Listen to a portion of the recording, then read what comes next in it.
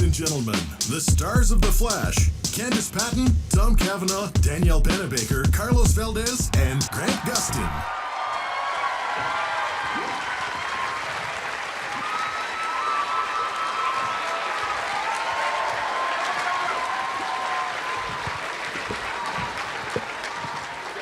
Hello? I'll beat you there right now! It's not what I sound like. All right, what a rousing introduction there. That was quite the video piece they put together. Some of the best moments from the show, right? Well, welcome, you guys. Thank you so much for spending a little bit of time on your Saturday with us. Who wants to start? Who wants to go first? Anyone? Anyone have some burning issues they want to get to, or? You didn't announce Zoe. Oh, yes, She's Zoe! Straight from The Flash. All right, Candice, why don't you tell us Zoe. about Zoe? Zoe. A little bit about her. She's really the star of the She's show. 6 months. She's a Maltipoo, and she's a part of our family. Going on? Look at her. What is happening? All right, actually, I want to start with Candice, actually, because, yes, of course. The last episode, there was a strong female presence and a real empowering sort of message or theme to it. Can you talk to us about how The Flash is really resonating with female audiences for all of the strong women characters in it right now, and what that means to you to be a part of that? Yeah, I mean, I think over the last 3 seasons, we've built, more and more female strength on our show, and it's really cool to be a part of that. It's really just me and Danielle that have been there since the beginning. And even this season, like seeing the friendship between Caitlin and Iris develop and grow, it's a really nice thing. And I think it's really important to our female viewers to see that kind of unfold on our show. And I always say, They're all over there. in our personal lives, I have a lot of great female friendships, and it's important to see that on screen. Oh, that's awesome. Okay, Tom, let's get to you for a second. I know that in addition to working in front of the camera, you've done some work behind the camera on the show, directing 2 episodes. Talk to us about the challenges of the last one that featured the elongated man, and how there was a lot of humor, and how you balanced all that out as a director of the episode. I have my own microphone. Like, what are you doing? I'm trying to help you out, Doug. Oh, all right, okay. Give him a minute. But I'm gonna move, and so you gotta be available and not hit me in the face. I'm here for you. What was the question? Just talk to us I know about... the directing thing. Yeah. You know the drill. Do you want, like, the politically correct answer? No. Wait, who said yeah? We want you to name names, okay? Let's go. He's like, yes, you want the politically correct answer. Directing the show, that's what we're talking about? The challenges of that last one, because there was a lot going on in that episode. There was a blend of humor. We had Danny Trejo in there, the elongated man. It was a lot of cooks in the kitchen, so to speak. So how did you balance all that out and get the tone right as well? Well, Warner Brothers backs up the money truck, and then I just do what I'm told. You see... You see that these 5 people on stage with me, not including yourself, I'm including Zoe. That's some quick math. 2 + 2 is 4, -1, that's 3, quick math. Anybody? Man is hot? Anybody? It's a fun show to direct, largely because of these people. They're just spectacular. We've known each other forever, it feels like, and so... 9 years, that's right. It feels like about 20,009 years, Grant. Beat, gets funnier the more you wait. Beat, it's gonna get funny in 7, 3, 2, and now it's funny. We love being with each other, and so for me, directing simply means putting on headphones and watching them do their magic, not on the same set with them, but watching on a screen. They're phenomenal actors. They're fun to be with. The directing of The Flash is enjoyable because there's lots of toys, there's lots of effects, there's lots of fun. Grant has to do this more than anyone, and he's spectacular at it. And all of these people are such talented, phenomenal actors. For the weeks that I am directing, it's a complete privilege for me. And this is not just a politically correct answer, it's also true. I just enjoy watching them do their thing. Well said. There you go.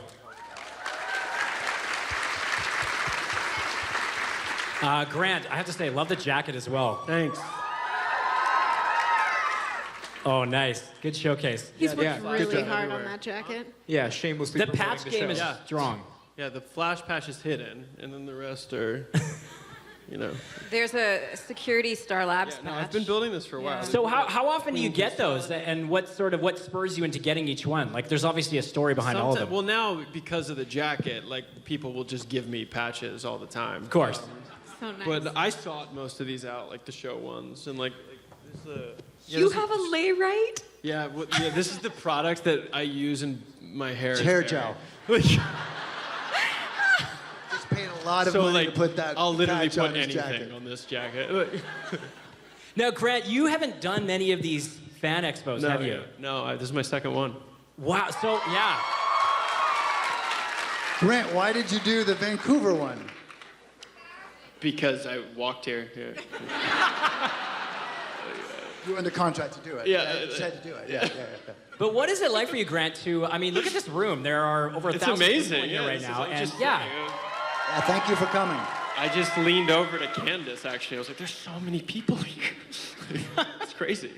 Okay, let's talk to Carlos for a sec, because your character in this season, there's a big emphasis on romance. And if I thought about, I mean, you guys aren't married, but father-in-laws from hell, Danny Trejo would probably be one of them. If you opened the door and he was, you're going to meet your girlfriend's father and he was there, that'd be pretty intimidating. So there's a lot of juggling going on there with the emotions and the depth of your character. Talk to us about how your character has really grown this season.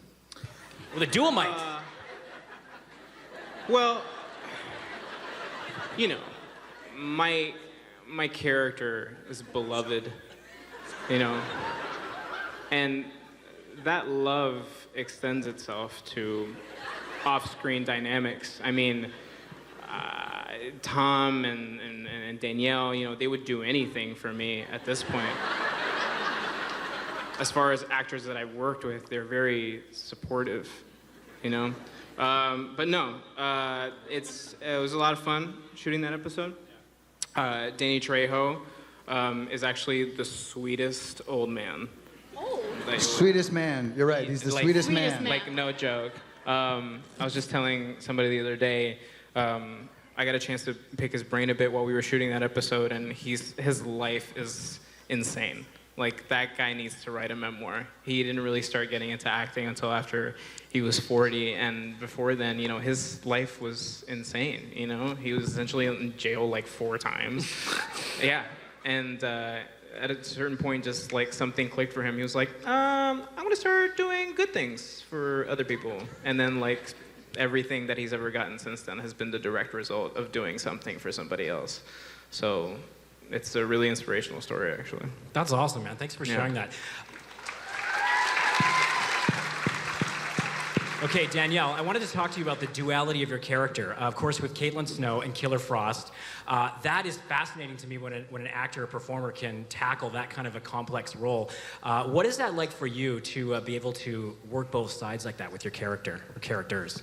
It's really fun. I mean, I feel grateful to get the opportunity to play both characters. You know, both Caitlin, who we've come to know and love as, you know, this very smart, caring scientist, and then evil, less nice Killer Frost. It's a lot of fun, though. I do think I have to give a lot of props to everyone on our show, for starters, who, you know, our crew works in unbelievably hard to help us make this show. But in particular, when I get to become Killer Frost, you know, hair and makeup and wardrobe and, you know, the props, everything about Killer Frost gets to feel a little bit different, which is fun. Yeah, no, it's like an alter ego, and it's just, to me as a performer and an actor, that would be just such a dream to do that kind of a role. Yeah. Grant, or anyone else who wants to really tackle this one as well, what is it like in terms of the physicality of the roles with the training and, you know, having to do the stunts and things like that? Training? There's training? Yeah, no, there's not training. What's the regiment like? First of all, I've talked about this before. They did nothing in my audition to even see if like I was the most awkward runner in the world or like anything. Like They knew so, Armin would fix that. Yeah, they were just like, it's gonna be fake anyway. Who like, but no, they're really. It's not like Steven is the arrow. You know, I didn't like come out of the gates like trying to get like shredded for this. But it's like in my stunt double, Cody does literally anything that's kind of cool. He does it. So yeah, physically it's more just like stylistic stuff for me, you know, and like Nobody comes to a stop like you. right. No, I mean it's like it's my favorite part of the job is like sliding in and like. It's pretty fierce. Yeah, there's a couple different techniques to that, and I talk about it, but like it's a secret, so I can't. But yeah, it's not a huge physically demanding role. I mean, if I hurt myself on the show, it's doing something incredibly lame and stupid that like falling. Yeah. We can all relate. Now, we're in the middle of season 4, but, you know, the character started off as, like, sort of a one-off appearance in Arrow. So when did take us through briefly the evolution of how that started, and then what was the ground swelling, or the upswell, if you will, of where people were thinking, hey, we could do something more with this, you know, this could be a like the show. second he opened his mouth. That quickly. Give that guy a franchise. I was actually just talking about right? Am I right? Give Grant Gustin a franchise. Yeah. So they knew right from the get-go they had something special there. I don't know. I mean, I was just talking about this yesterday with my brother. My brothers and my friend are in town, and we were actually talking about the timeline of when it all started. And it was Arrow. It was an Arrow episode with like hopefully a spinoff, but our pilot was gonna be the finale of Arrow, season 2, I think, and the numbers were just really, really good for the first Barry Allen episode. So they decided to just do the standalone pilot, and then it just kind of took off from there once all the other pieces fell into place, and it was just kind of. We knew when we were shooting the pilot, we were like, it was kind of a special thing. Okay, now when is this massive 4-way crossover deal happening? Can you give us any insight or details on that? I know a lot of it's under wraps. We're still recovering. Yeah, it's the same time as it's like the annual thing now. So it's what, episode 9? Or no, 8. Episode 8. And we're done. We've just finished filming it. Oh, really? Yeah. Okay. Barely, by the skin of our teeth, finished those episodes. What's that? I said barely, by the skin of our teeth. Yeah, no, they're really challenging. I mean, it's because every year, too, we add a show, you know? And making The Flash in 8 days is hard enough, and then you add the production schedules of 3 other shows, and technically no show ever really shuts down, so we just keep making our show while we're making the other episodes. So it's near impossible, but somehow it gets done every year. Candice, talk to me about finding chemistry with your co-star. What's that like? Chemistry with Tom? With your co-star. It's amazing. I mean, we knew. It's amazing. Candice. Oh. It's palpable. Hey. Oh, What's up? on-camera scripted chemistry. Okay, sorry. You guys take this one. Sorry, Tom. No, it's great. I mean, I think Grant and I both knew, at least when I came into the audition, he already had the job, that there was something kind of easy with the way that we worked together. And I don't know, when we do scenes together, it's really simple. It's just really simple and easy. I don't know what that's about, but it's nice. Yeah, Candice left the audition. I read with her, and the door closed, and all of us kind of turned to each other. We're like, it's her. It's her. Wow, that's cool. Thanks, Grant. Yeah. And Danielle, for you, what makes you proud of being on the show when you see the legacy that it's already creating, and then the huge support that people give you and the fan base it's garnered? It's overwhelming, I think. You know, it's so incredibly flattering, and we're so grateful to all of you who continue to tune into the show and who are such passionate fans and do love our show so much. You know, I hope we do a good job for you. Carlos, you are a standout on the show as well for your comedic timing. Talk to me about how you sort of nail that. Well, it's unanimous, I guess. That guy didn't clap. There's a certain dry wit.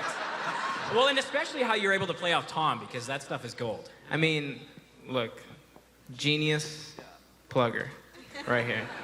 That's the relationship, right? I mean, except when it comes to, like our famous music. Trumpet playing, stuff. Then when it comes to music, genius. Genius. Plugger. You know what I'm saying? So it's a symbiotic relationship, really. No, I actually, before this show, I actually wasn't, that. You weren't funny? No, not at all. I was used to, doing like, more serious roles and stuff like that in theater. So this threw me for a loop that, I got cast for my comedic timing. But, I guess, it's one of those things that, like, you either have it or you don't. Yeah, so has the character morphed then in terms of what it started out as on paper versus what you bring every week now to it? I was watching some of the earlier episodes, like the season 1 episodes, and I'm mortified. I was I'm just like so still. Like I'm afraid to move a single muscle. I just utter the lines exactly as they are on the page, and just like this robot. And I can watch myself over time through like season 1 and season 2, just kind of gradually warm up into it and get more comfortable with it. So that's kind of been a weird experience. Yeah. That's a really good segue, because I see you guys up here right now, and you started off, did any of you know each other prior to working on the show? So now you're like the gang. You're up here as friends, and I can tell there's a bond. It's palpable. There's camaraderie. So what has that been like? It's obviously a huge family now that you guys have created, right? Anyone can answer this one, by the way. I think that's the best part of the show for us, is that we all really care about each other and we're there for each other. We have each other's backs. And, we need to have each other's backs at times. It's a hard process making a television show. And, we just love each other. So I think that's part of the reason that the show's a success, is that you can't fake that. So I think that comes across on screen to some degree. There's another thing that happens, I think, with this cast that isn't always the case on a television set, where you can either feel entitled or you can feel grateful. And I think largely this cast knows what we have. It's rare that you meet people that you care that much for or just genuinely like, just in life. Anytime you go to a different job or something, sometimes you don't always hit it off with the people. So when you do, and you find a number of a kinship with a number of like souls, you understand that you can either feel like you deserve it or you can feel like you're grateful for it. I think largely we proceed from gratitude. We're grateful to have this job, grateful to have each other, and grateful to have people that feel the same way about it as we do. Well said. Tom, if you can quickly just tease, for people that maybe aren't aware of it, but Council of Wells. Tell us about what that is going to be, because there's going to be a lot of different versions, right? I'm really excited for the Council of Wells. If people aren't familiar with it, I'm sure you all are, but let us know what that's all about and what we can expect from that. I kept wanting to call them the Council of Wellses. I thought that sounded better. That would be better. Council of Wells. The Council. If anybody here watches the show, I play about 19 different characters, and so we thought if ever we were going to shoot a capsule out into space, we'd have all this talent and this ability, but then we thought we're making ourselves look so good, so what if we had one big exercise in utter shamelessness? And that's what the Council of Wells is. It's just one guy going off, playing 5 or 6 different characters, and all of them equally worse than the other. Well, only when you line them up that way. And so, you got that. See? I made him funny. And so, essentially, Wells is just one worse Wells than the other, just wasting valuable screen time that you spend a whole week looking forward to. And I'm going to bogart 20 minutes of that screen time just for myself. And then we're going to shoot it off into space. And when the aliens see it, they're going to be like, don't go to that planet. And it's not just on-screen time, it's time on the set, too, because, you get to cycle through all those characters while your scene partners... Mm-hmm. Like you, for example. Wait for 12 hours for you to change. For me to be Wells the Grey to say one line. Is there going to be second breakfast? I'm Wells the Grey and I'm hungry. Now, do you have... Literally, we waited 8 hours for one line. Do you have a certain iteration of Wells that is your favorite to play? For me, you do? Go jump in there, yeah. Ask these guys. I started on doing the Reverse Flash, so the Reverse Flash for me is always the number one, but go ahead if you want to. Reverse Flash, hands down. Me too. So good. He's just been downhill from there. What's that? He's just gone downhill Yeah.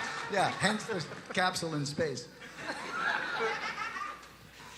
There are some really. I'm a big science fiction lover. I read a lot of novels of that genre, and the concepts in the show. There's some pretty hard, heavy sci-fi tropes, if you will, like with the multiverse and things like that. Is some of that stuff hard to get a handle on with the different timelines?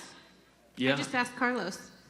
Well, no, you Yes, I can't do. even rely on that anymore. I'm pretty sure the last con we did, somebody was asking us a question about the time travel continuity, and we were both like, The remnants. I don't know.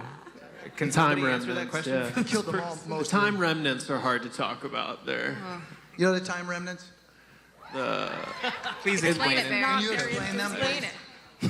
Yeah, someone asked me to explain Savitar last year, and I was like, time remnant. I don't. It's a time remnant. I don't know. All right, talk to us about shooting in Vancouver. How has the city embraced you and the crew?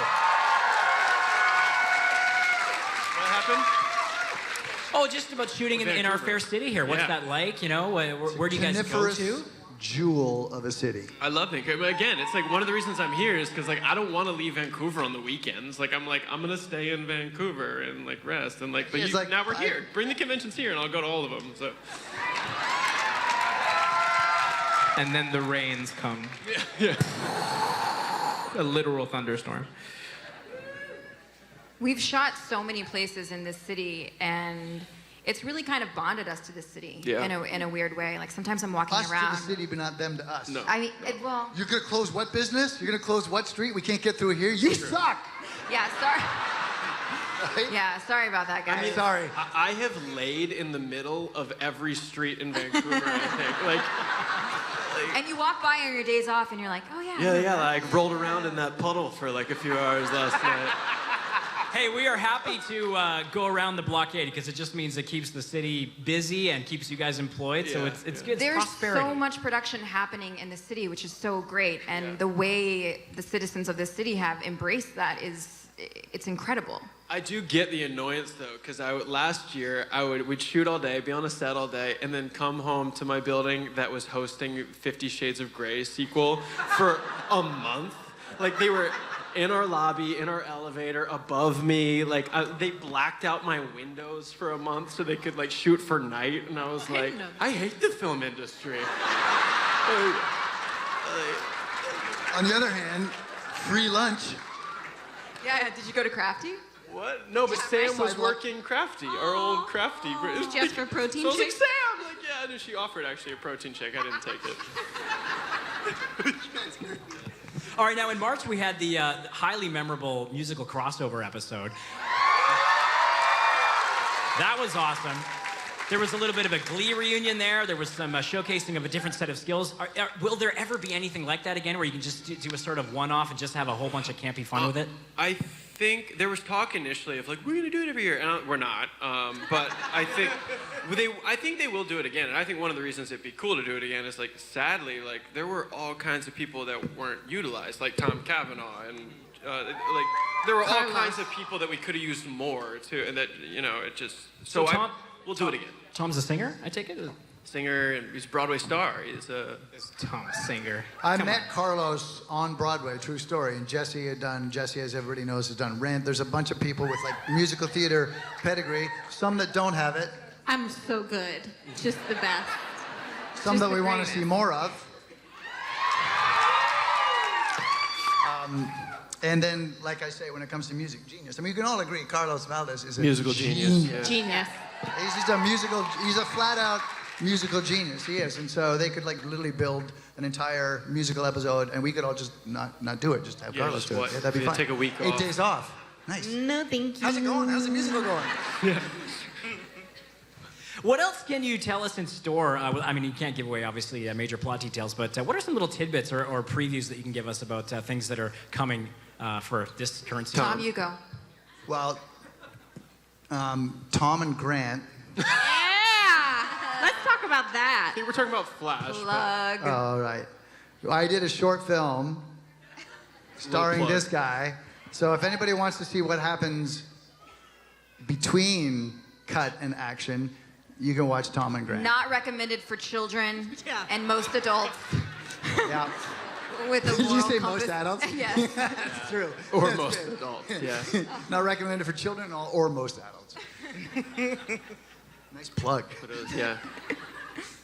All right, what do each of you, and we can go down the line here if you like, but what do each of you like best about your character and being on the show? We'll start with you, Danielle. Or we could start down there. Sure, let's do that. I mean, Take it away. I think something that's kind of a pro and a con at times about being on a TV show is the arc of the character. Because first of all, it's out of your hands mostly. The writers are going to do what they're going to do. You know, we can make a phone call and advise how we feel, but they're going to write the show, and usually we're excited to get what we get, but it's fun to take a character on a journey. You know, Barry's not the same guy that we met in the pilot. You know, so that's probably the most fun part, but at times the most challenging part because it is out of your hands, and you're like, all right, here we go. What do I do with this? Yeah, I agree. I mean, I think what I love, I'm still thrilled that I'm playing such an iconic character as a black woman, and that will be, yep, I'm black. And that will be remembered for a really, really long time. And so for me to be a part of that is such a cool thing. And I think what Grant said too, the challenging part is sometimes we don't have control over how our characters are written or the arc of our characters. And sometimes the lack of control, even in the editing and stuff, can get frustrating. But the nice thing about being on a series is over time you get to watch these characters grow and evolve and hopefully see things that you've always hoped to see for them. Yeah, there's a duality to it as well because you watch yourself grow as an actor, like Carlos mentioned, but then you also see the character go in new, different directions, right? Absolutely, yeah. All right, Tom, what do you have to say about that? Is that light flickering or am I having a seizure? Like, what's happening? It does appear It's to not be just flickering, me, yeah. right? Not flickering. That bulb might be on its way out. If Danielle goes down with a seizure, that would be amazing, right? Will it? Well, we could all we got a bunch of I really don't superheroes wanna here. bump We my could head resuscitate her. You could watch Star Labs Cortex in action, right? Go. Yeah. Save Danielle. Save her. Wait, you don't really have those skills? The love is a little TV one show. way here. I would Oh, do no. anything for Carlos. Carlos, Like, oh, seizure. What a shame. I can't see. I'm not equipped to handle that, okay? There's nothing you can't do. Daredevil over here. Joe. You can save lives. You're so musically adept. Yeah, I'll Sing sing her me a out of my song. seizure? Yeah, I can't even remember what the question was, but how did I handle it? What's your favorite part of being on the Oh, show? the favorite part of the show, yeah. Well, the money truck is awesome.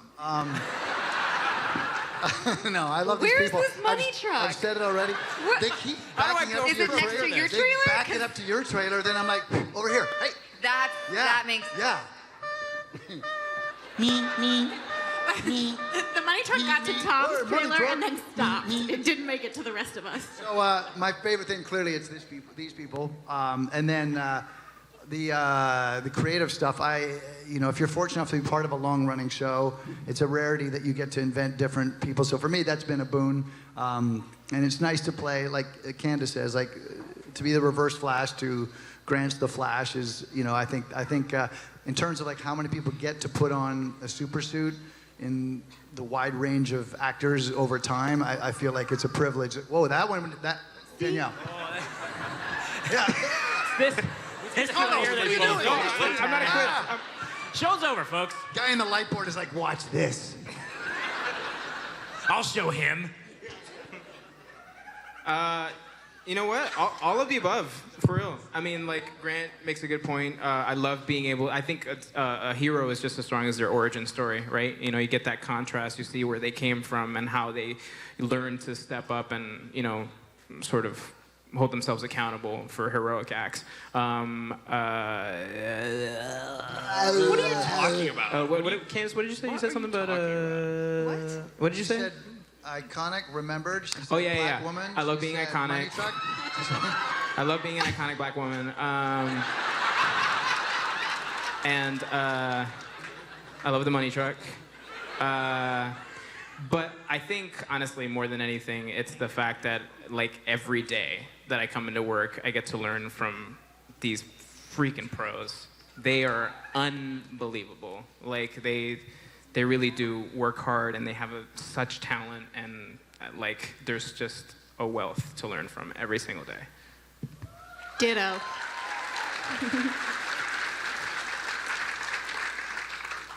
Danielle?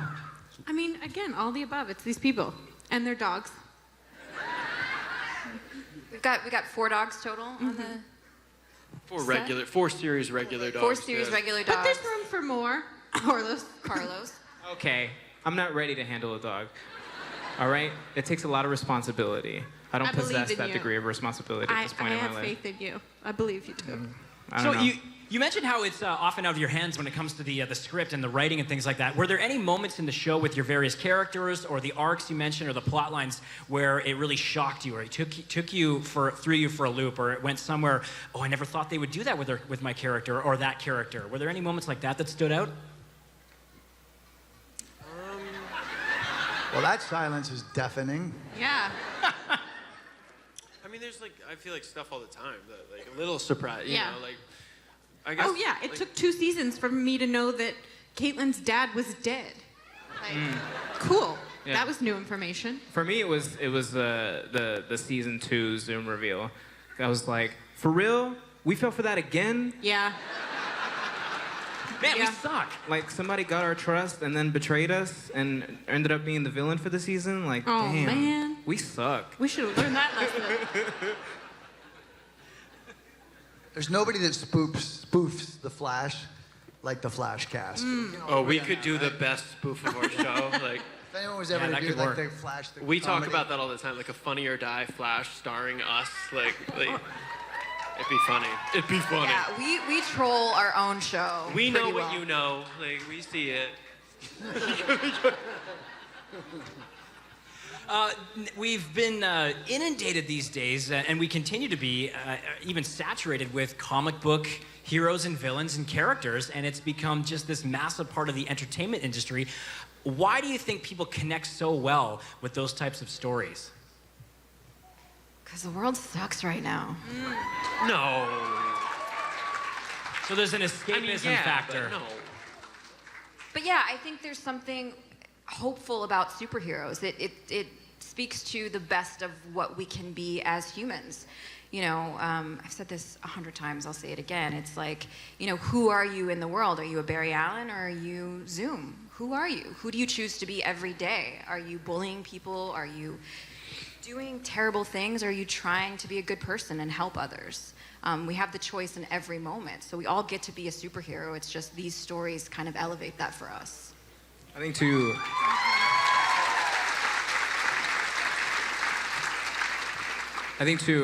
We've gotten to a place in pop culture where humans are just boring.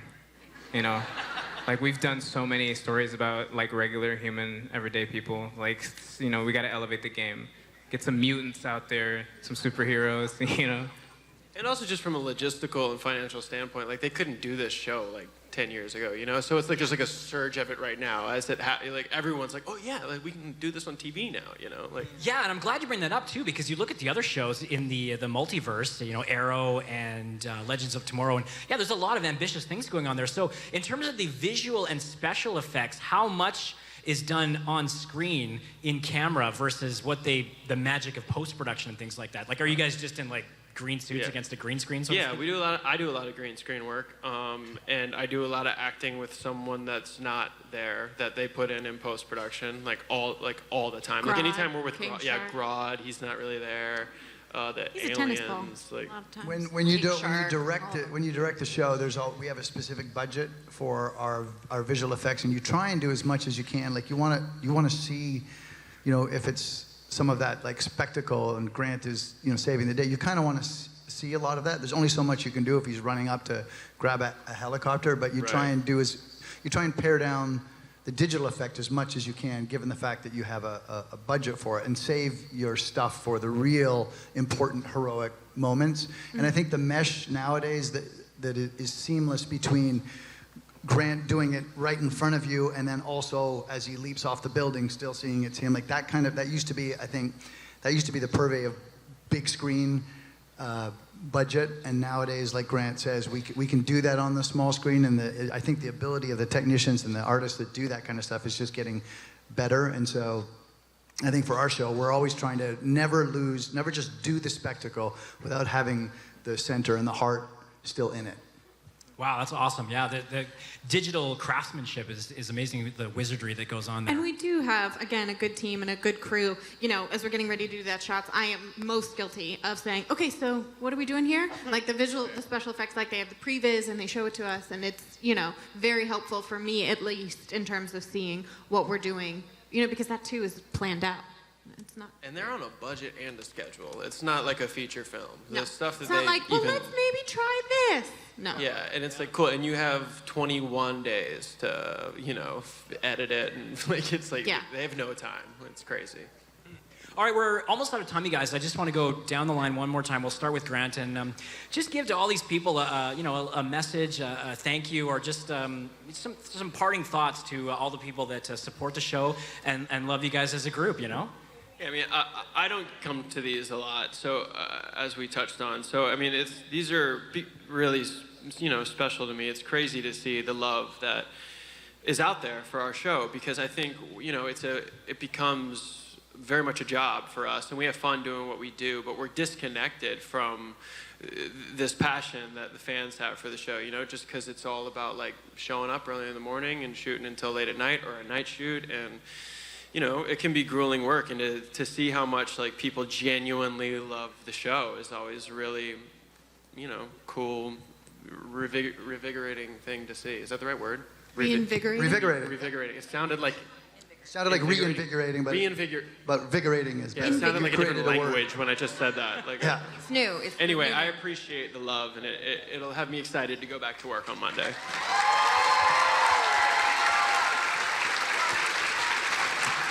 Candice? I'll keep it short. I mean, I think all of us feel really grateful to be in your living rooms every Tuesday night at 8/7 Central on the CW. For the last 3 going on 4 years, it's a really special relationship that we share with all of you. I don't take it lightly, so thank you for allowing us to spend time with you and your family.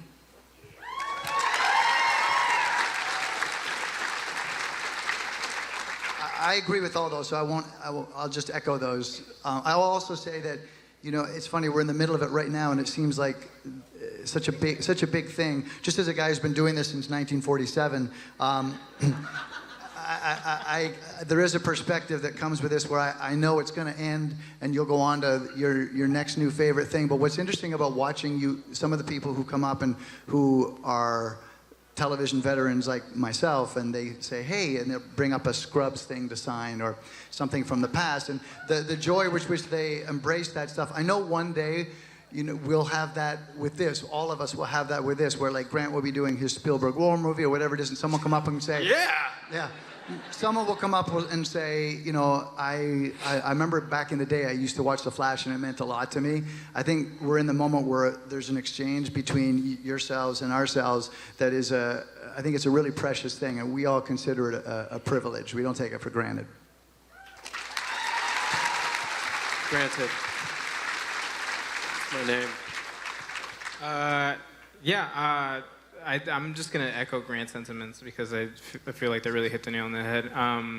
It's when we work on the show, you know, we get stuck in this vacuum, right, where our entire semblance or conception of reality is wrapped up around, you know, getting to work and being with the same people every day and doing it for 12 hours and then going to sleep and doing it again the next day and so on and so forth. So it's really nice to be able to, you know, interact personally with each of you. It's nice, individual, special, and unique reminders of how our narrative and our characters are affecting people.